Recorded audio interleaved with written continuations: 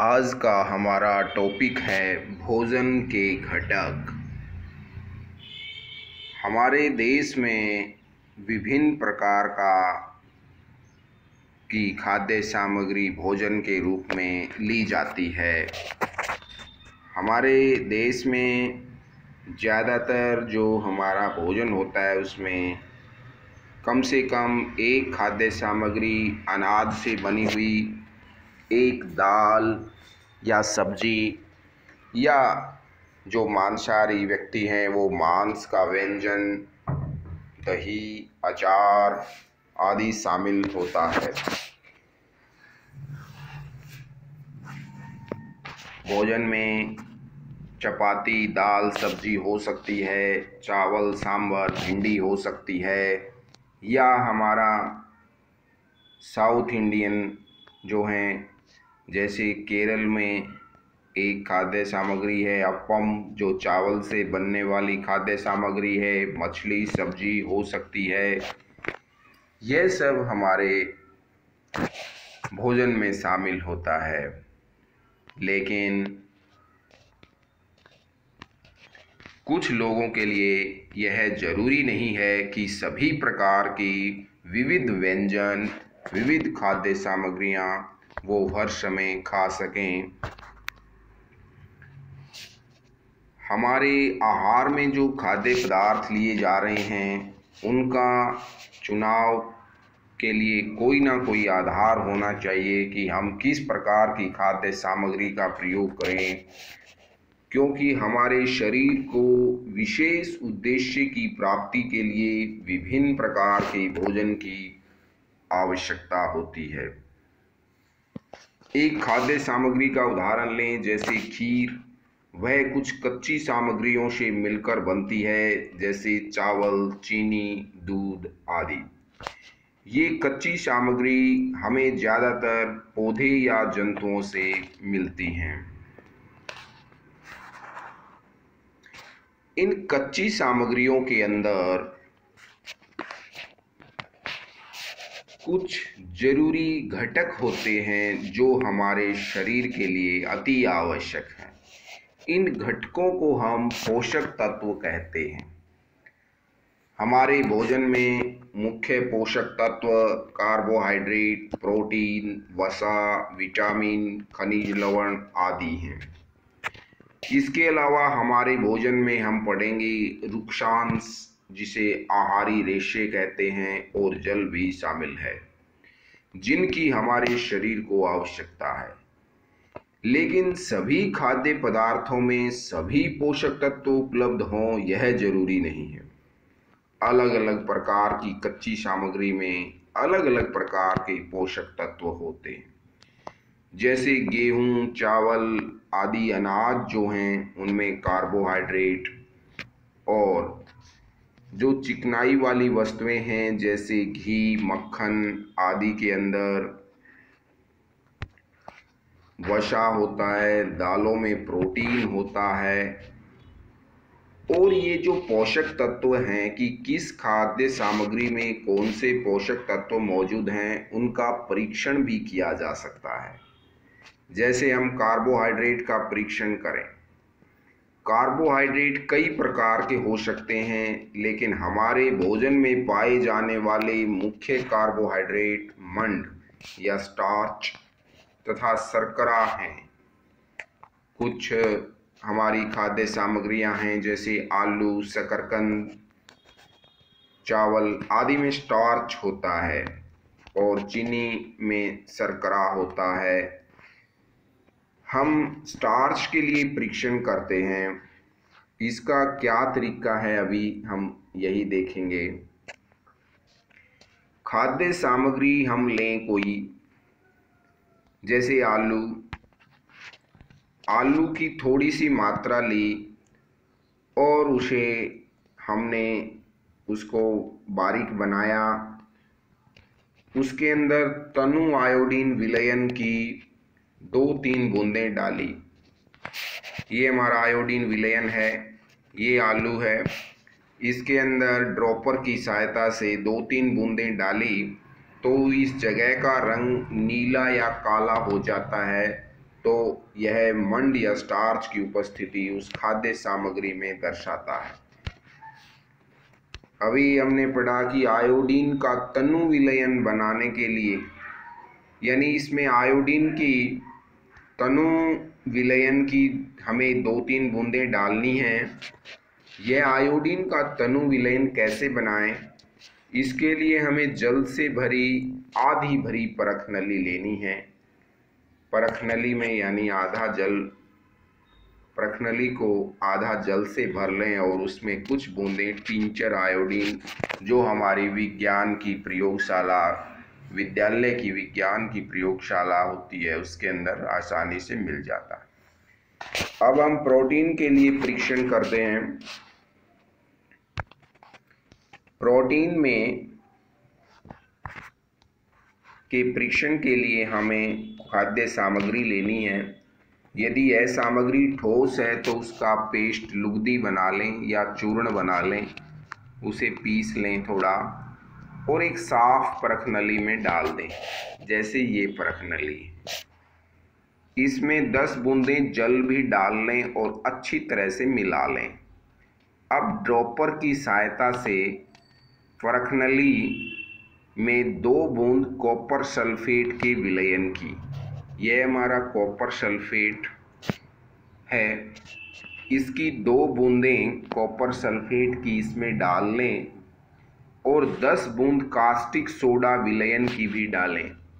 Caustic soda विलयन की 10 बूंदें डाल लें तथा अच्छी तरह से हिला लें और कुछ मिनट के लिए परख नली को रख दें। हम देखेंगे यदि उसका रंग बैंगनी हो जाता है तो इस खाद्य पदार्थ में प्रोटीन उपस्थित होता है, जैसे दालों में प्रोटीन होता है। अभी हमने पढ़ा कॉपर सल्फेट विलयन की 2 बूंदें। कॉपर सल्फेट विलयन कैसे बनाना है? 100 ml मिलीलीटर जल लें और उसमें 2 ग्राम कॉपर सल्फेट घोलने से कॉपर सल्फेट विलयन बन जाता है। ऊपर वाले ही प्रयोग में कास्टिक सोडा विलयन की भी बात आई। इसको बनाने के लिए भी 100 मिलीलीटर जल लें और उसमें 10 ग्राम कास्टिक सोडा घोलें तो हमारा कास्टिक सोडा विलयन बन जाता है। सावधानी रखनी है कि जो भी परीक्षण करते समय हम कुछ रसायनों का प्रयोग किया है या अन्य रसायनों का प्रयोग करते हैं तो उन्हें खाने या चखने का प्रयास नहीं करना, क्योंकि ये हमारे शरीर के लिए खतरनाक हो सकते हैं। अब हम वसा के लिए परीक्षण करते हैं। वसा का परीक्षण बहुत आसान है। हमें जो खाद्य सामग्री लेंगे जिसके अंदर वसा की जांच करनी है, उसे कागज़ के टुकड़े में लपेटेंगे। कागज़ फट ना जाए इसका ध्यान रखेंगे और उसको थोड़ा सा प्रेस करेंगे, दबाएंगे। कागज़ के अंदर जो खाद्य सामग्री है उसको कागज़ के अंदर ऊपर से ही दबाएंगे। अब हम कागज़ को सीधा करके देखें और यदि कागज़ के ऊपर तेल के धब्बे हैं तो अब कागज़ को हम किसी प्रकाश के सामने से गुजारें, उसको उस धब्बे में से कोई प्रकाश की किरण गुजारें और वो आने वाला प्रकाश यदि धुंधला दिखाई देता है तो यह वसा की उपस्थिति को, फैट्स की प्रेजेंस को हमें दिखाता है। कभी कभी ये जो धब्बा होता है वो खाद्य पदार्थ में उपस्थित जल के कारण भी हो सकता है यह धब्बा, तो इसकी भी जांच कर लें कि ये जो धब्बा है इसमें से जब हम इसे धूप में रखें और यदि ये सूख जाए तो उसके अंदर यह जल है, और अगर यह नहीं सूखता है तो हम उसको प्रकाश से गुजार करके देखेंगे तो है तेल का धब्बा है, तो उसमें वसा की उपस्थिति है। हमें ये मालूम होना चाहिए कि किसी खाद्य पदार्थ में एक से अधिक पोषक तत्व भी मौजूद हो सकते हैं। जैसे दूध में वसा भी हो सकता है और प्रोटीन दोनों ही होते हैं। दूध में वसा और प्रोटीन दोनों पोषक तत्व होते हैं। अब हम अपने पोषक तत्वों के बारे में वन बाय वन जानेंगे। सबसे पहले कार्बोहाइड्रेट के स्रोत। कार्बोहाइड्रेट हमें कहाँ से मिलता है, किन किन पदार्थों से? जो अनाज हैं, चावल, मक्का, बाजरा, गेहूँ, सभी अनाजों से इनसे कार्बोहाइड्रेट मिलता है। इसके अलावा फल, आम, पपीता, तरबूज आदि से कार्बोहाइड्रेट मिलता है। इसके अतिरिक्त आलू, शकरकंदी और गन्ना भी हमें कार्बोहाइड्रेट देते हैं। कार्बोहाइड्रेट हमारे शरीर को ऊर्जा, एनर्जी प्रोवाइड करता है। उसके बाद हम वसा के बारे में पढ़ेंगे। वसा हमारे शरीर को किन किन स्रोतों से मिलता है? दो प्रकार के स्रोत हैं, पौधे से प्राप्त स्रोत और जंतुओं से प्राप्त स्रोत। पौधों से मिलने वाले तिल, मूंगफली, बादाम गिरी से हमें वसा मिलता है। इसके अलावा नारियल का तेल, सरसों, सूरजमुखी, सोयाबीन, इन सभी तेलों में भी चिकनाई होती है, ये भी हमें वसा देते हैं। वसा से हमारे शरीर को ऊर्जा मिलती है।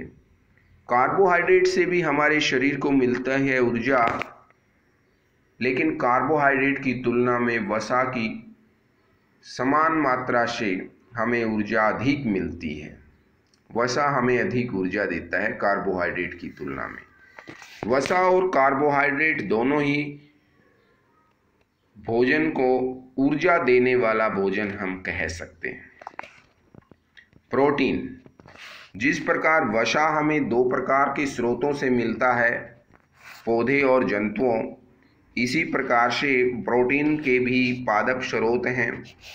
ये जो हमारी दालें हैं, मूंग, चना, मटर, सोयाबीन, तुअर दाल, राजमा, इन सब से हमें जो पौधे से प्राप्त हो रहे हैं प्रोटीन के बहुत अच्छे स्रोत हैं। जंतुओं से मिलने वाला दूध, दूध से ही पनीर प्राप्त होता है, और मिलने वाले जंतुओं से अंडे, मांस, मछली, ये भी प्रोटीन के स्रोत हैं।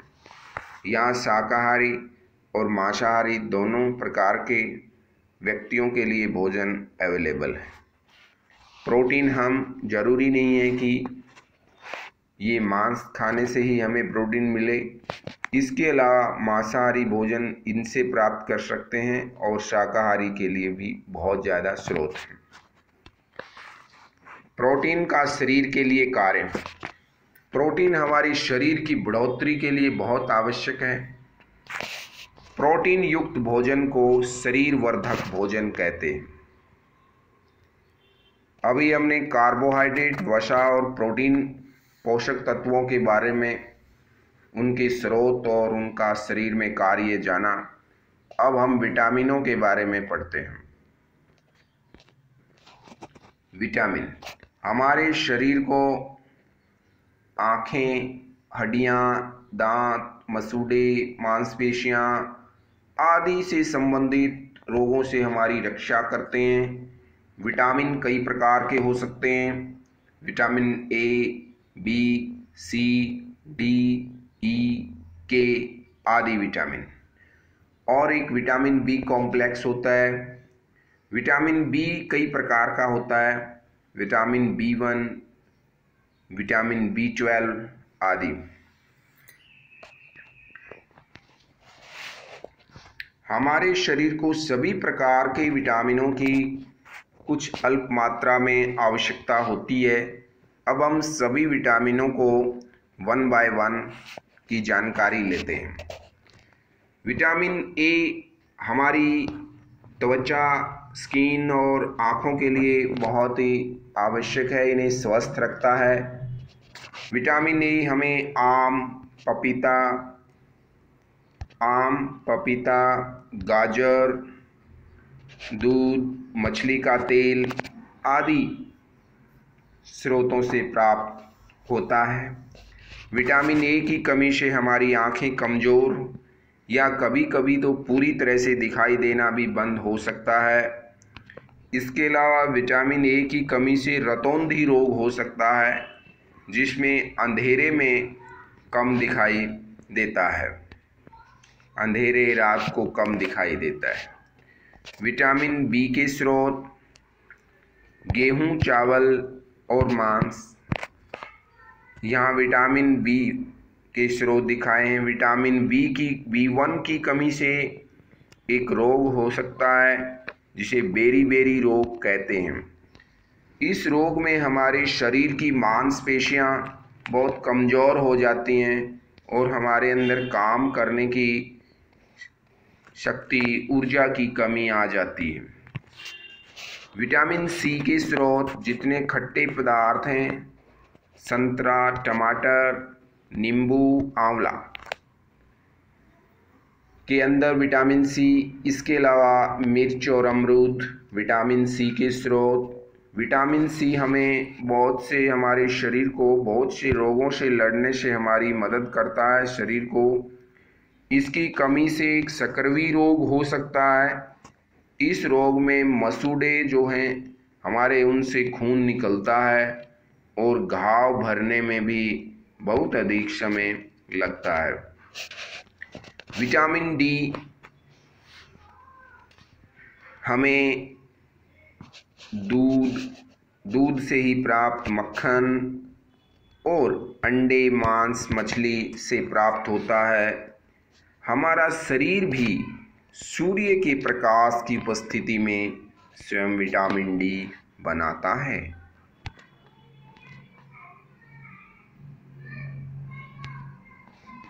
विटामिन डी की कमी से हमारे हड्डियां और दांत,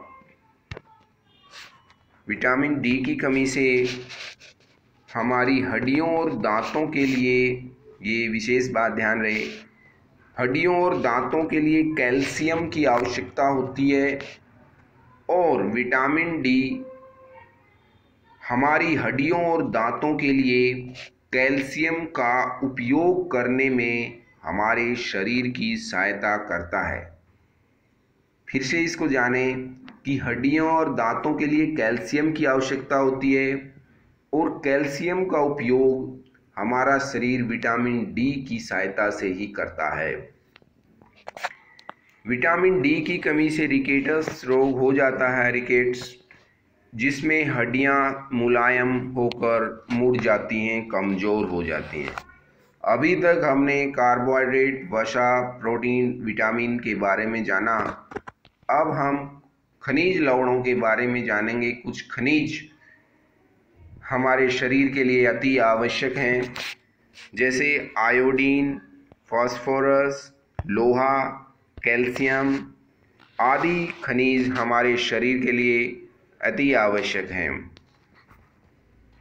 खनिज लवणों की भी हमें अल्प मात्रा में हमारे शरीर को आवश्यकता होती है। आयोडीन ये हमारे शरीर के उचित विकास और अच्छे स्वास्थ्य के लिए जिस प्रकार से विटामिन आवश्यक हैं, ये भी हमारे शरीर के लिए जरूरी हैं। आयोडीन हमें पालक, अदरक, मछली आदि से प्राप्त हो रहा है।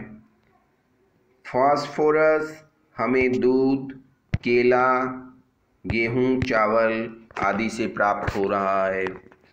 आयोडीन की कमी से रोग होता है जिसे घेंगा या गॉइटर रोग कहते हैं। इस रोग में हमारे गर्दन की ग्रंथियां फूल जाती हैं और बच्चों में सोचने विचारने की शक्ति अर्थात मानसिक विकलांगता आ जाती है। एक खनिज लवण हमारे लौह व कैल्शियम हैं। लौह हमें मिलता है सेब, पालक, मांस आदि से, और कैल्शियम दूध, अंडे आदि से प्राप्त होता है। कैल्शियम की कमी से हमारी हड्डियां कमज़ोर हो जाती हैं। अगर हमारी हड्डियों में कैल्शियम की कमी है तो हमारी हड्डियां कमज़ोर हो जाती हैं और दांतों को भी नुकसान होता है। लौह तत्व जो अभी ऊपर पड़ा, जो हमें सेब, पालक, गुड़ आदि से प्राप्त होता है, लौह तत्व की कमी से खून की कमी, अरक्तता रोग हो जाता है, जिससे शरीर में कमजोरी आ जाती है। खनिज लवण, पोषक तत्व, कार्बोहाइड्रेट, वसा, प्रोटीन, विटामिन, खनिज लवण जैसे आयोडीन, फास्फोरस, कैल्शियम, लौह तत्व हमने जाने। इसके अलावा अब हमारे भोजन में आहारी रेशे या वृक्षांश की भी आवश्यकता होती है।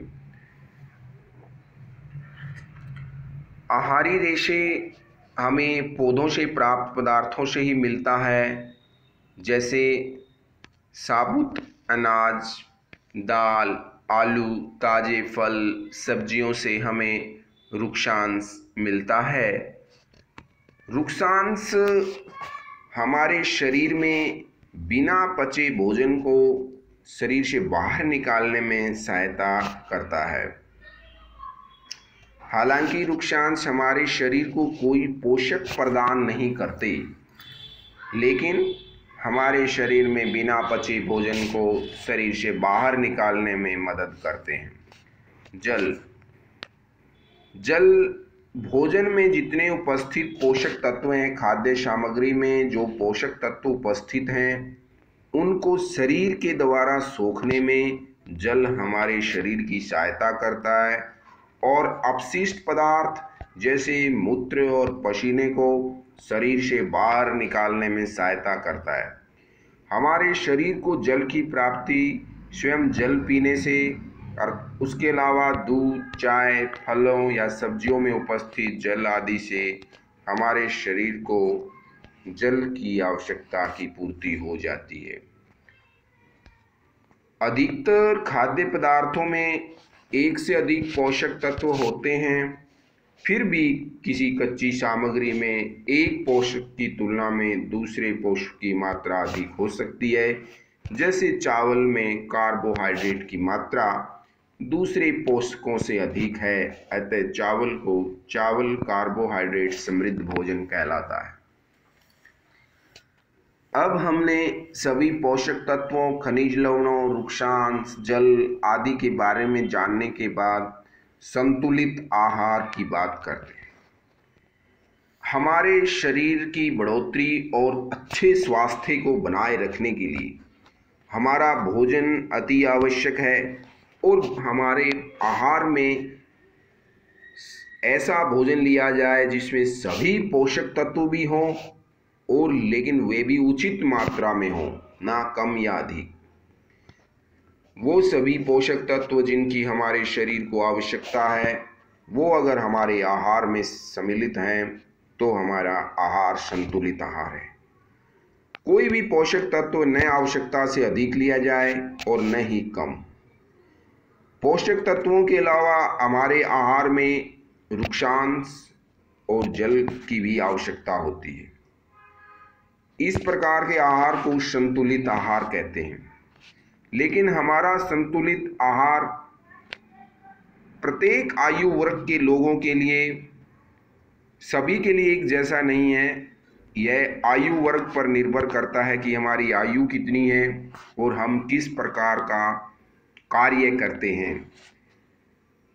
ये सामान्य सी बात है कि जो ज़्यादा शारीरिक कर्म करते हैं, जैसे हमारे किसान, मजदूर आदि को वसा की ज़्यादा ज़रूरत होती है, लेकिन हम अगर शारीरिक कार्य नहीं कर रहे और वसा अत्यधिक ले रहे हैं हमारे भोजन में, तो यह हमारे मोटापे का कारण होगा।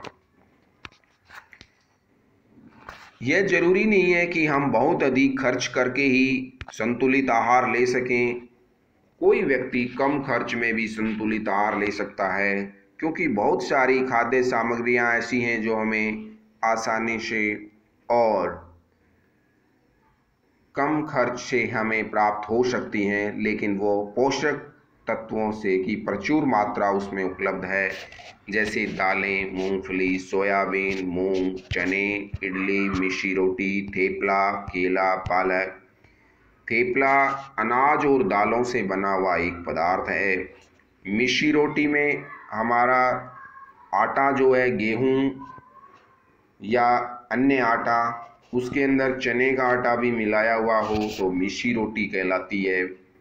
सत्तू जो धान के आटे से बना हुआ पदार्थ है। यानी इस प्रकार से कई ऐसे हमारे भोजन हैं, खाद्य सामग्रियां हैं जो हमें आसानी से उपलब्ध हो सकती हैं और उनमें पोषक तत्व प्रचुर मात्रा में होते हैं। पोषक तत्वों को खाद्य सामग्री में बनाए रखने संबंधी सावधानियां, ये हमें विशेष ध्यान रखना है कि हमने ऐसी खाद्य सामग्री का प्रयोग कर भी लिया जिसमें पोषक तत्व उचित मात्रा में है, लेकिन जब हम उसे पकाते हैं तो हमें उचित तरीके से पकाना चाहिए ताकि उसमें पोषक तत्व नष्ट ना हो। फलों और सब्जियों को छिलका उतार कर ना धोया जाए, क्योंकि अगर हम छिलका उतार कर उन्हें धोते हैं तो उसमें से कुछ विटामिन नष्ट हो सकते हैं। सब्जियों और फलों की त्वचा में कई महत्वपूर्ण विटामिन और खनिज लवण होते हैं। चावल और दालों को बार बार धोने से उसमें उपस्थित विटामिन और खनिज लवण बह सकते हैं। बहुत ज़्यादा पका दिया जाए तो भी पोषक तत्वों की हानि हो सकती है। भोजन पकाने में प्रयोग किया जाने वाला जल को फेंक दिया जाए तो ऐसा करने से जो उसके अंदर उपस्थित प्रोटीन और खनिज लवण थे उनकी भी हानि हो जाती है।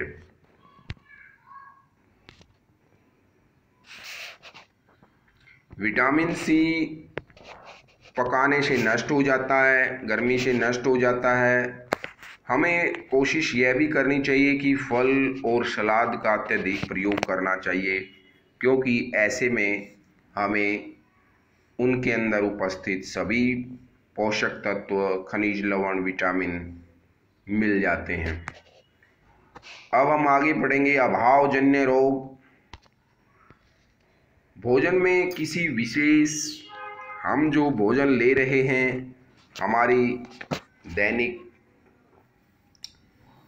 आहार में, उसमें यदि कोई पोषक तत्व हम लंबे समय से नहीं ले रहे तो उसके कारण शरीर में जो रोग हो जाता है उसको अभावजन्य रोग कहते हैं।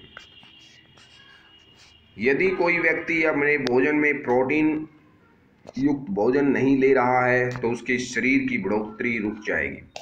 यदि लंबे समय से वह प्रोटीन युक्त भोजन नहीं ले रहा है, शरीर की बढ़ोतरी रुक जाए, चेहरे पर सूजन आ जाती है, बालों के रंग का उड़ना हो सकता है, त्वचा की बीमारियां, पेचिश, दस्त आदि रोग हो सकते हैं।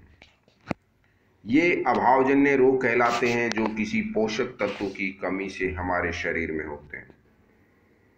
इसी प्रकार यदि प्रोटीन और कार्बोहाइड्रेट दोनों ही किसी व्यक्ति के आहार में लंबे समय तक नहीं लिए जा रहे तो उसकी बढ़ोतरी पूरी तरह से रुक जाएगी और वह व्यक्ति बहुत ही दुबला पतला हो जाएगा। इतना दुबला पतला कि उसको चलना भी मुश्किल हो जाएगा। सभी अभावजन्य रोगों की रोकथाम के लिए संतुलित आहार लेने की सलाह दी जाती है। अभी तक हमने जो इस टॉपिक में जाना उसका सारांश, हमारे द्वारा खाई जाने वाली जितनी खाद्य सामग्रियां हैं वो कच्चे पदार्थों से बनती हैं और इन कच्चे पदार्थों में हमारे शरीर के लिए आवश्यक तत्व होते हैं, इन्हें पोषक तत्व कहते हैं। जैसे कार्बोहाइड्रेट हमें ज़्यादातर अनाजों से प्राप्त होता है, वसा हमें चिकनाई वाले पदार्थों से प्राप्त होता है। कार्बोहाइड्रेट और वसा दोनों ही शरीर को ऊर्जा देने वाले पदार्थ हैं। इसी प्रकार प्रोटीन हमें दूध, दालें, अंडे, मांस, मछली से प्राप्त होता है जो शरीर की बढ़ोतरी के लिए अति आवश्यक है। हम आसानी से खाद्य सामग्री के अंदर किस खाद्य सामग्री में कार्बोहाइड्रेट, वसा या प्रोटीन है उसकी जांच कर सकते हैं। विटामिन और खनिज लवण ज़्यादातर हमें फल और सब्जियों से प्राप्त होता है। ये हमें दांत, हमारे आँख, हड्डियाँ, मांसपेशियाँ आदि से संबंधित रोगों से हमें बचाते हैं, हमारे शरीर को स्वस्थ रखते हैं। खनिज लवणों की भी हमारे शरीर को आवश्यकता है, जैसे खनिज जैसे आयोडीन, फास्फोरस, लौह, कैल्शियम। यह खनिज लवण हमें विभिन्न प्रकार की खाद्य सामग्रियों से प्राप्त होते हैं और ये हमें विभिन्न रोगों से बचाते हैं। जैसे कैल्शियम की कमी से हमारी हड्डियाँ और दांत खराब हो जाते हैं। आयोडीन की कमी से गॉइटर रोग हो जाता है, जिसमें गर्दन की ग्रंथि फूल जाती है, बच्चों में मानसिक विकलांगता आ जाती है। लौह तत्व की कमी से खून की कमी हो जाती है, कमजोरी महसूस होती है। हमारे संतुलित आहार में ये सभी पोषक तत्व उचित मात्रा में होने चाहिए। इसके अलावा आहारी रेशे जो हमें कुछ पादप उत्पादों, दाल, आलू, फल, सब्जियां आदि से प्राप्त होते हैं, ये हमारे शरीर में बिना पचे भोजन को बाहर निकालने में मदद करते हैं। पोषक तत्वों, रुक्षांश, खनिज लवण के अलावा हमारे शरीर को जल की आवश्यकता होती है। हमारे शरीर में जो कच्ची सामग्रियों से हमें पोषक तत्व प्राप्त होते हैं, उन पोषकों को सोखने के लिए, शरीर द्वारा सोखने के लिए जल हमारे शरीर की सहायता करता है। इसके अतिरिक्त अपशिष्ट पदार्थ जैसे मूत्र, पसीने आदि को शरीर से बाहर निकालने में जल हमारी सहायता करता है। हमें ध्यान रखना चाहिए भोजन पकाते समय कि हमारी खाद्य सामग्री में उपस्थित विटामिन और पोषक तत्व नष्ट ना हो। ऐसे तरीके हमें अपनाने चाहिए। हमारे आहार में किसी पोषक तत्व की लंबे समय तक कमी हो तो उससे हमारे शरीर में जो रोग होता है उसे अभावजन्य रोग कहते हैं। विटामिन ए की कमी से रतौंधी, विटामिन B1 की कमी से बेरी, विटामिन सी की कमी से शकरवी, विटामिन डी की कमी से रिकेट्स, कैल्शियम की कमी से हड्डियां और दांत कमजोर, आयोडीन की कमी से गॉइटर, लौह तत्व की कमी से अरक्तता, प्रोटीन और कार्बोहाइड्रेट की कमी से शरीर की वृद्धि का रुक जाना और बहुत दुबला पतला हो जाना, ये सभी रोग अभावजन्य रोग हैं। यह हमारा सारांश था। इसके अंदर हमने जो पढ़ा वो सभी का संक्षेप रूप आपने देखा। हमने भोजन के घटक के बारे में सभी कॉन्सेप्ट्स क्लियर कर चुके हैं। धन्यवाद।